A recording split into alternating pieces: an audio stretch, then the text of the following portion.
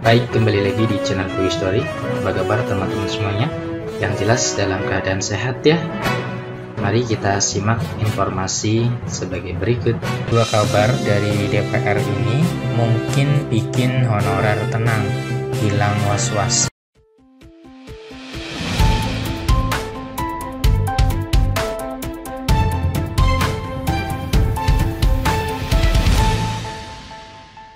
Baik, kembali lagi di channel Quick Story. Pada kesempatan kali ini kita akan memberikan informasi update, informasi terbaru seputar tenaga honorer.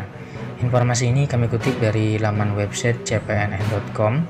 Informasinya yaitu dua kabar dari DPR ini mungkin bikin honorer tenang, hilang was-was. Simak informasinya baik-baik. cpns.com Jakarta, ada dua kabar menarik terkait honorer yang disampaikan anggota Komisi 2 DPR RI, Hugua. Kabar pertama adalah soal wacana penghapusan honorer. Menurut mantan Bupati Wakatobi 2 periode ini, dalam Undang-Undang Nomor 5 Tahun 2014 tentang Aparatur Sipil Negara atau ASN, tidak ada salah satu pasal dan ayat pun yang menyelipkan kata penghapusan. Artinya, kata Hugua, negara tidak melarang kepala daerah maupun instansi pusat merekrut tenaga honorer atau istilah lainnya sesuai kreativitas pimpinan instansi. Yang dilarang negara adalah merekrut tenaga honorer untuk kepentingan politik.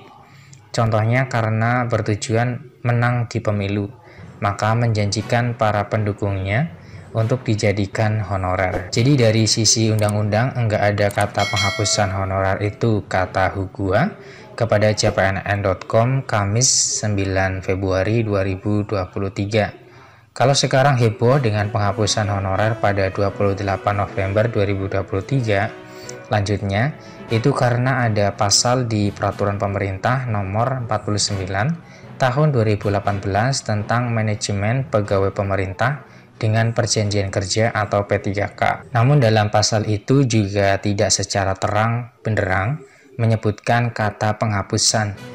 Undang-Undang ASN menyebutkan ASN terdiri atas PNS dan P3K.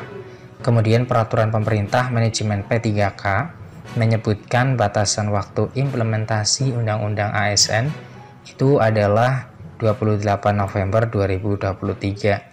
Artinya kata Hugua per 28 November 2023 hanya ada PNS dan P3K. Bagaimana dengan honorer yang tidak terekrut menjadi PNS dan P3K? Mereka posisinya tetap ada. Dari sejak dahulu honorer itu sudah ada sehingga tidak bisa dihapuskan honorer itu.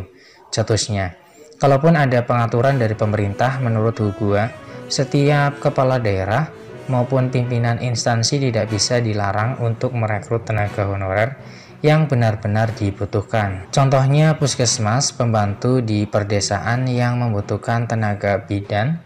Ketika ada SDM yang punya kemampuan itu, maka kepala puskesmas bisa merekrutnya tanpa harus menunggu rekrutmen CPNS dan P3K.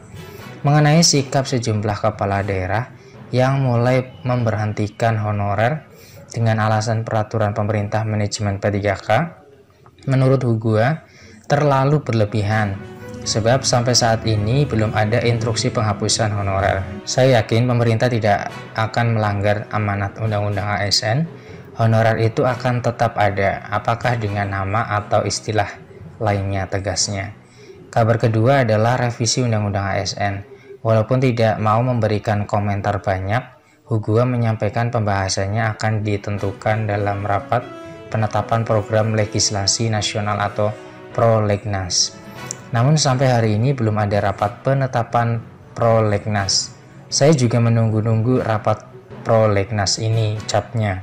Untuk diketahui, revisi Undang-Undang ASN yang merupakan inisiatif DPR RI, salah satunya mengangkat seluruh honorer menjadi PNS. Revisi Undang-Undang ASN sudah digaungkan sejak 2017 dan beberapa kali masuk Prolegnas. Revisi ini perlu dibahas di era Menteri Pendayagunaan Aparatur Negara dan reformasi birokrasi Menpan RB Cahyo Kumolo. Saat itu almarhum Cahyo menegaskan untuk pengaturan nasib honorer tidak perlu diatur dalam undang-undang dan cukup lewat peraturan pemerintah. Ada 3 mekanisme yang disiapkan kala itu, yaitu pengangkatan honorer K2 menjadi PNS lewat seleksi. Jika tidak lulus PNS, maka diikutsertakan dalam seleksi P3K. Apabila tidak lulus lagi, maka honorernya dikembalikan kepada Pemda. Pemda diberikan kewenangan menyelesaikan honorernya. Jika tetap dipekerjakan, maka gaji yang diberikan harus setara UMR. Jadi tidak ada perintah diberhentikan secara massal. Demikian informasi yang bisa kami share, semoga bermanfaat. Tetap semangat dan optimis, selalu berpikir positif dan berdoa. Terima kasih atas perhatiannya. See you next time. Assalamualaikum warahmatullahi wabarakatuh.